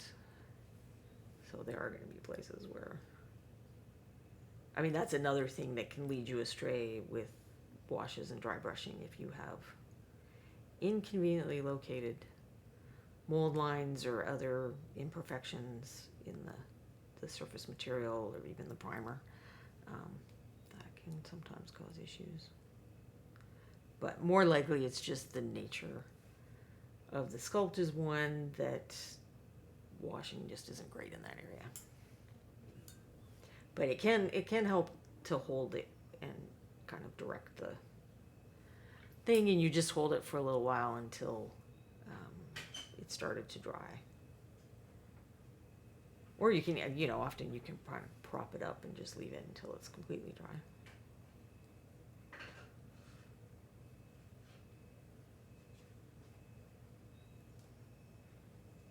In those situations, I don't use a hairdryer to speed things up because I don't want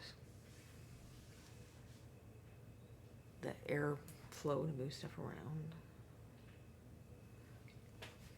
All right, I'm now just making things worse, I think. And we've all been there where things are fine, and then you make it worse, and then you realize there's a giant cat hair. I think everyone with cats has certainly been there in painting. And that is why I have tweezers off to the side. Oh, the cat just ran away because my husband is offering 4 o'clock feeding time. So we will just go to my messy palette now instead. There's the hair. No, you can't quite, it's too close to the color of the background, I think. And it's a fine hair. I'm pretty sure that was a Corbin hair.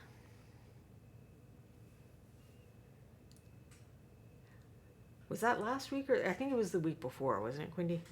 If you've never seen my cat Corbin, who does not sit there like the girls, we did get him on camera one day. It's very rare, and I can't pick him up very easily because he's heavy and it would hurt my back, and I wish I were kidding, but I'm not. He's that heavy. Yes, why aren't you eating your dinner? Did you get distracted again? Did you forget where your dinner is? It's not quite time for petting. Soon. Okay. Yes, she did forget where her dinner is. She keeps doing this now. Like, she'll go to the kitchen, and then she'll come back to wherever I am. And it's like, you know where the food is. What's your deal, dude?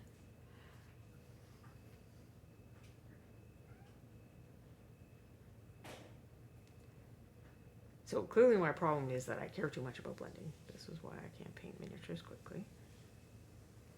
But that's okay. That's who I am. I accept it. All right, so there's the cloak. We'll call that good enough. I mean, it doesn't look very good when I look at it on the camera. I can see all the streaky things. It's painful. I don't want to see the streaky things.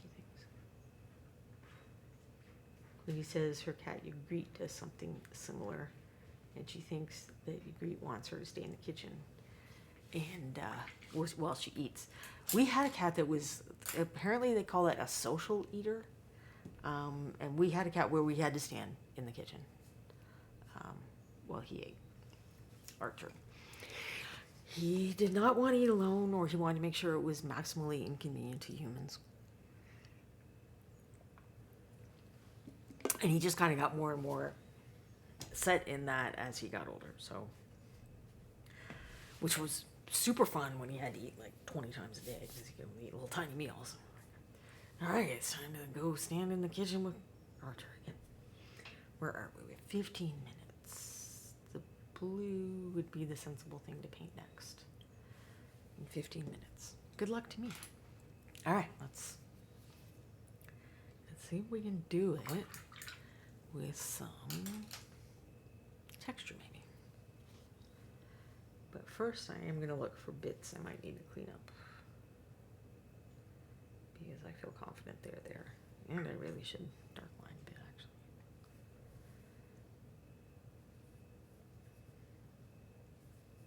Sorry, I'm having trouble deciding which way to flip. This.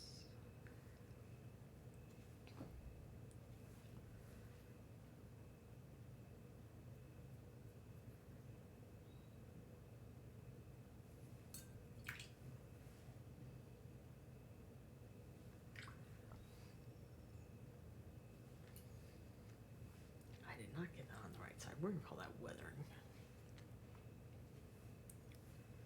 If I stay in the kitchen, then I startle her and she runs away. I can't win. Yeah, I don't know what's going on in Tabby's tiny mind. It's like, okay, you know where the food is. It happens in the same place 3 times a day. Maybe you should stay in the food place when it's food time. And she's like, no, I'm distracted. I can't do that.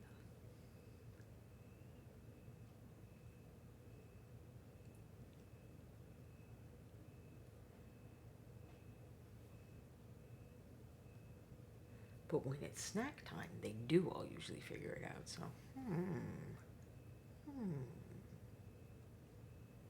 that's suspicious. Right.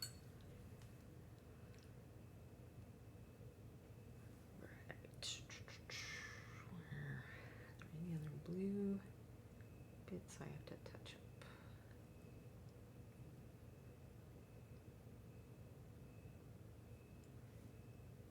Some not blue at all under this arm.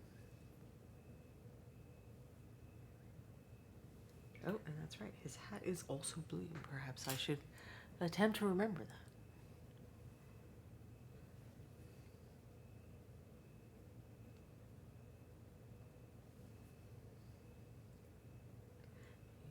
I'm gonna throw an extra coat on this bit that is most likely to get handled by me, if no one else. Alright, so that was my shadow blue, but I don't think I want that for my main blue. Do I just want straight up ultramarine? That seems like a bit too much. But that's one of the things that only having the shadows on makes it harder to tell. I don't think that looks flag enough. So we'll say that about it. So I'll add a little bit of red and just shift it a bit more purple.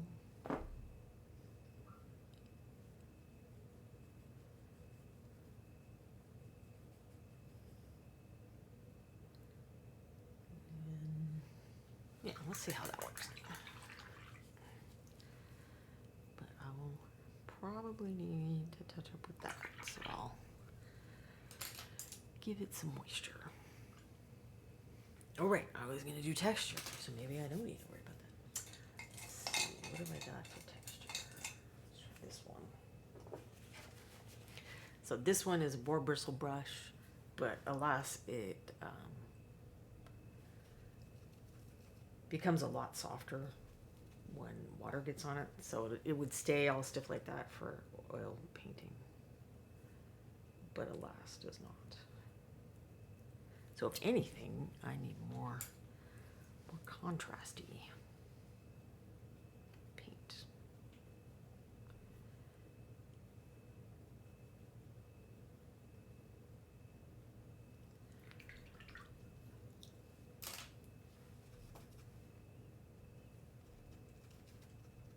For doing texture.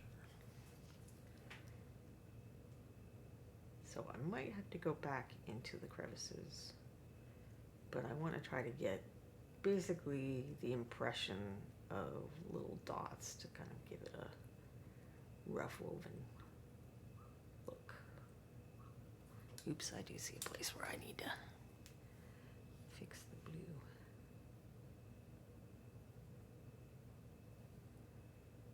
And that has to be dry before I can do the little dot thing. But we can do it on his hat. Oh, wait. Someone special is here. The big guy. The big guy thought to come and see if there might be some Monday afternoon catnip. And he's right, there is. So this is Corbin. He is almost 8, I guess. And he is not tiny. If you remember the size of the previous kitty that was there, one of those kitties is 10 pounds and one of them is 12 pounds. So Corbin is more than that pounds. A fair number more than that. He's almost 2 of those other kitties squished together.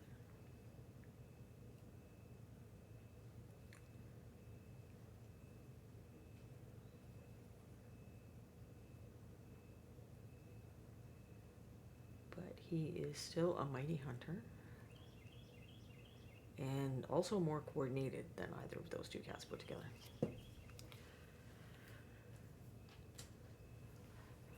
He's like way more coordinated. Like the other day, I was kind of standing in front of a chair, so the chair seat was there behind me, but I was standing in front of it a little bit, and Tavi comes running, and she totally just bounces off my leg instead of getting to the chair. It's like, oh, that was like I wasn't trying to obstruct her. She just made bad choices.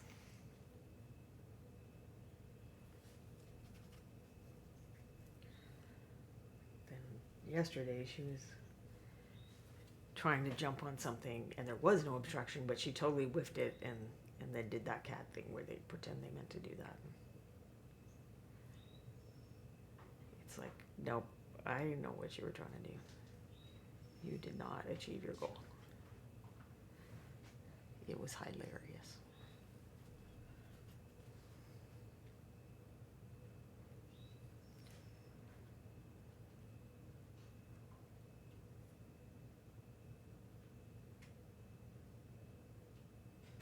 So I realized that I need wetter paint. It just wasn't creating the texture enough.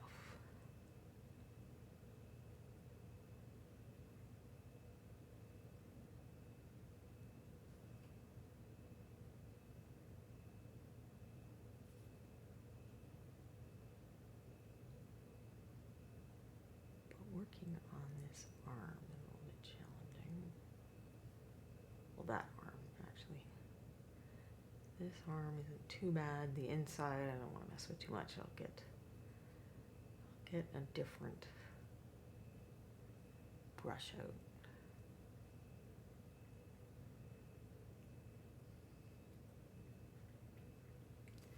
In fact, I guess I better do that now before I get rid of all the paint that matches that color. So now I'm going to need to make sure I dry this off really, really well, because this can hold a lot of water and I'm going to need it for more texture. But I have a teeny, teeny, tiny one that I will try to do some other parts with. Wow, we've had Corbin like twice. I think it took him 2 years of this show before we got to see him on camera. And now he's hanging out with us all the time. If only I thought of bribing him sooner. He is very bribable.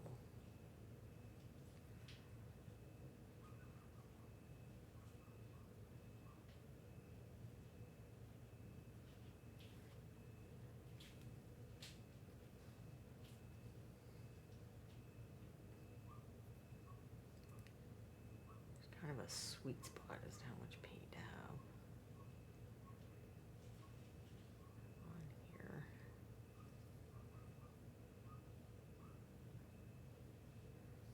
So this is not the typical way people use these brushes. I'm trying to make texture on this occasion.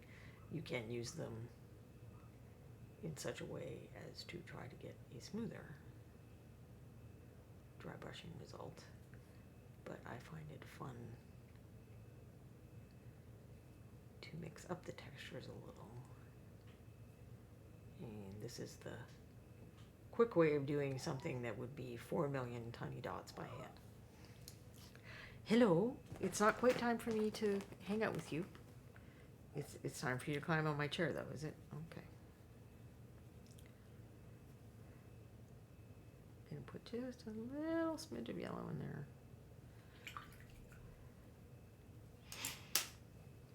Keep the color a bit more something. Hi. Yes, I appreciate how sweet and purry you are. But I cannot pick you up right now, boo-boo.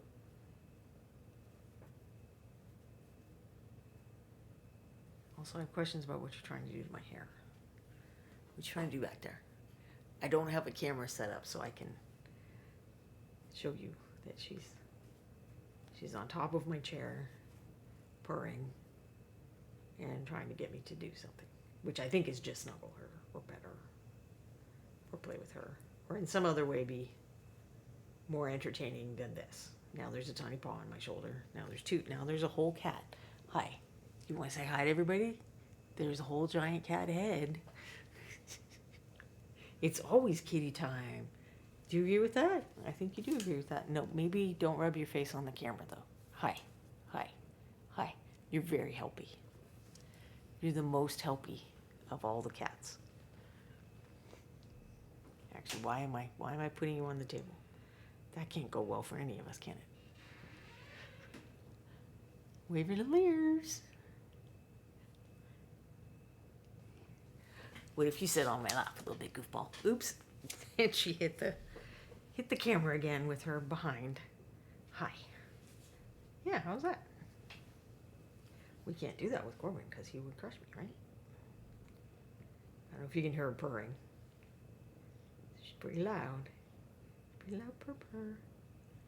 I do love you, baby. We're going to go sit as soon as I'm done. Well, actually, not as soon as I'm done. Because you know what I have to do first? Clean everything off this table so that you don't destroy it. There's a whole post-stream cleanup thing I have to do now because some cat people, get overexcited about messing with my things.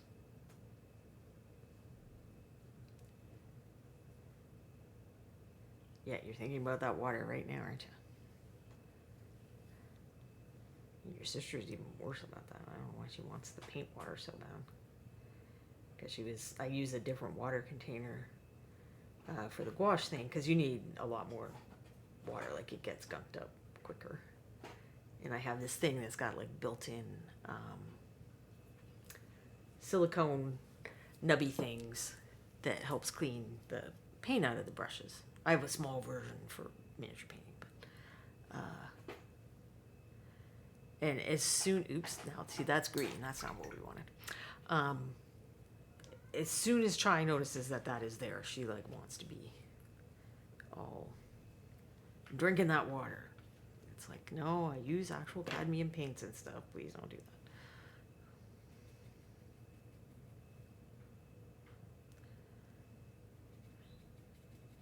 Is this wet? Yes. Water got in there. Hello. No, don't touch any of those things. I've got a little stream deck, and she was about to start cycling through the cameras and things, I think.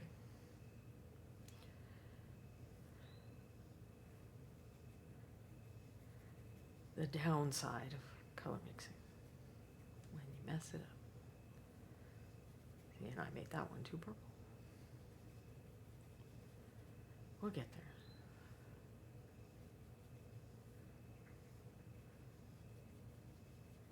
The nice thing about the technique I'm doing is it actually won't be that noticeable, I don't think. Because, some little bits of thread sticking up might be slightly different colors. So maybe I should have just used the green.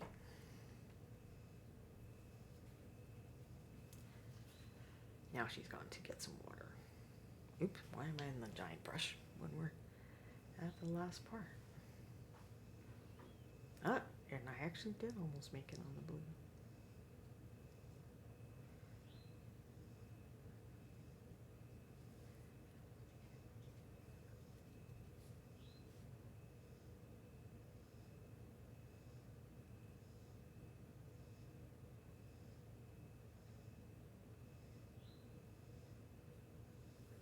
You know what? I'm totally going to use some of this greenish one.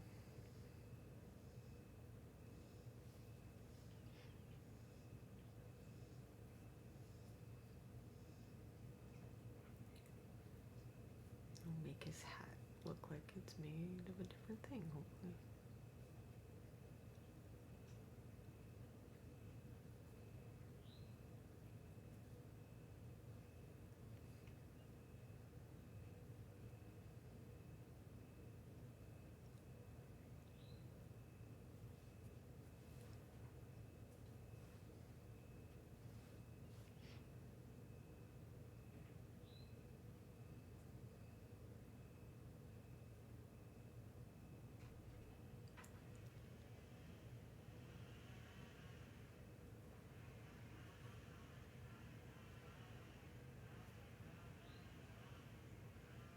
Where's that greeny one? Did I not put any green on the back? I guess I did. Well, now you can probably hear one of my neighbors chainsawing or something.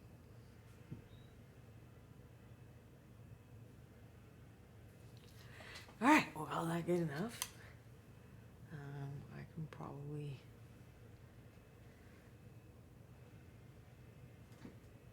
touch this up a little with some of the darker paint because you don't want to go over all the shadows. Hello, you seem to be back. I think Quindy might be paying my cat to make sure that we end closer to time. No, don't touch the brushes, please. Hello, hello, hello. Yes, I have non-cat accessible locations for all of these things.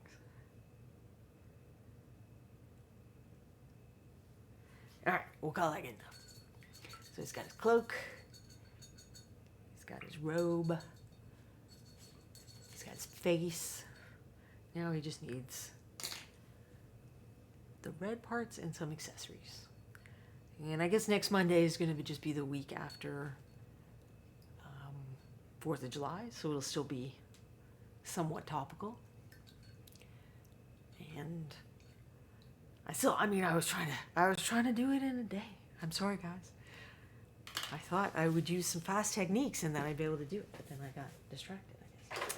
But before we go, I meant to show this earlier. So this is the thing that I didn't prep for today. Quindy is not above bribing all the kitties, any and all kitties. This is the figure that is available via the meet and greet, the Ed Pugh